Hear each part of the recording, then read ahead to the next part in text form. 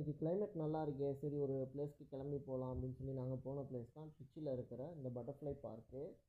இது வந்து என்ட்ரன்ஸே உங்களுக்கு பிரம்மாண்டமாக இருந்தது. சரின்னு டிக்கெட் எடுத்துகிட்டு நாங்கள் உள்ளே போனோன்னே, உள்ளே வந்து ஒரு water fall, mini water fall மாதிரி செட் பண்ணியிருந்தாங்க. அது பார்க்குறதுக்கு ரொம்ப மனசுக்கு சந்தோஷமாக இருந்துச்சு. கொஞ்சம் வெயில், கொஞ்சம் அந்த கிளைமேட் மூடமாக இருந்தது. அந்த கிளைமேட்டுக்கும் அந்த வாட்டர் ஃபாலை பார்க்குறதுக்கும் அந்த தண்ணி விழுகிற சவுண்டுக்கும் ரொம்பவே நல்லா இருந்தது. சுற்றி பார்த்தீங்க அப்படின்னா ஃபுல்லாக க்ரீனிஷாக இருந்தது. அந்த புல்லெல்லாம் வந்து அழகாக கட் பண்ணி, அப்புறம் அந்த செடியெலாம் அழகாக வளர்த்துருந்தாங்க.